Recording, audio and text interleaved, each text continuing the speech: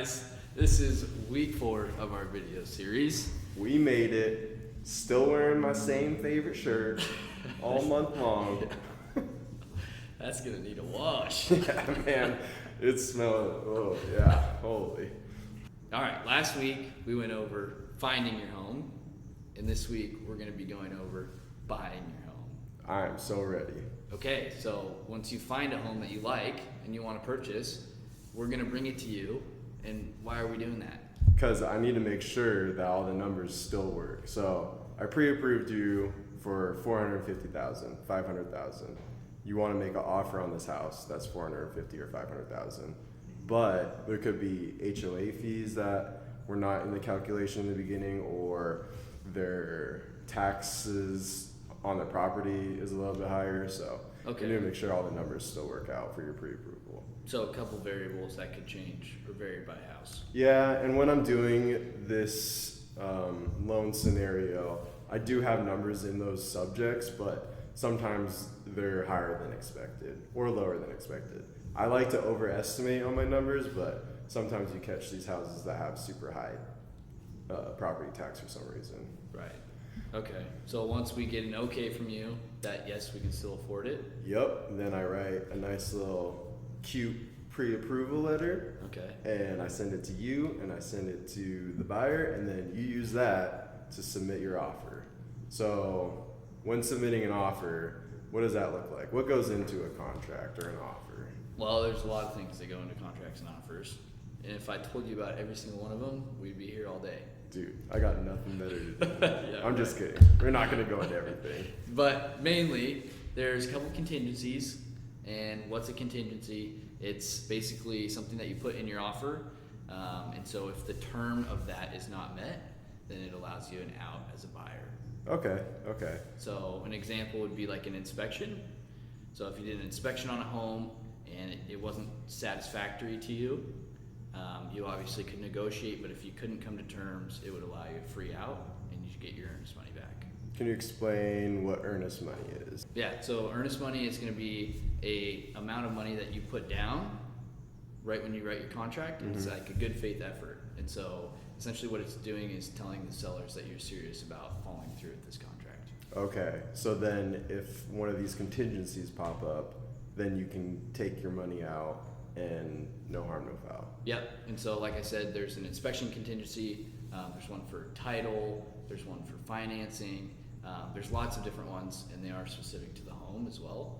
And so we're going to go through that. I'm going to sit down with you and walk you through everything we're going to need to get you through to your closing. Sweet. Sounds like a good deal. Yeah. So aside from the contingencies, I also think it's important to mention that you can get creative with your offers.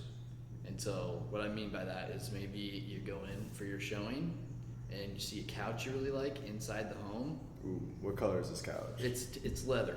It's tan. Okay. And it just fits the room. Yep. So you got to have it. Okay. So as your agent, I can write that in the contract for you. Sweet. It doesn't mean we're going to get it, but it does mean I'm going to negotiate it for you and try to get it.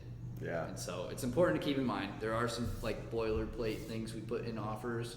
There's some contingencies we add, but you can also add some fun stuff in there. Okay. Like, I have to have this if I'm going to buy this house. Yeah. Type things. From the financing perspective, what are some things that we can put in our offers? We can get super creative. So my favorite thing to do is ask for seller concessions, and there is a limit to seller concessions depending on your loan type. Okay. So we have government loans, which is USDA and FHA. Those can go up to 6% of the sale price. So if you're, for example, if you're asking for $100,000, you can go up to $6,000. Okay. And then there's VA, you can go up to 4% of the sale price. And then conventional is 3%, but if you have at least 10% as your down payment, you can also go up to 6%. That's cool. So what does that actually mean? What can we use that money for? Yeah, so you can use that money given from the seller to the buyer to either buy down your rate or pay for closing costs. So in most cases, we have borrowers that can't afford to pay for closing costs. So we use that money to pay for closing costs, and then if there's a little bit extra, we use it to buy down the rate so they have a little bit lower monthly payment. But there's some situations where we have to use that seller concessions to buy down the rate because of their debt to income ratio, and it doesn't fall under the 50% mark that we need it to. So I didn't really touch on it in earlier videos, but in most loan scenarios, you need to be under a 50% debt to income ratio, which means if you're bringing home $5,000, you can only spend $2,500 on your mortgage. And that's if you don't have any other debts. So that's including your mortgage and your other debts. You can only spend up to 50% of your net income. Last step then is to submit your offer and wait to hear from the sellers. And so once we hear from the sellers and we can come to common terms, we'll be under contract. Right, and then the fun starts. So that's when I will come to you and ask for all the documentation that I need that the lender is going to ask for.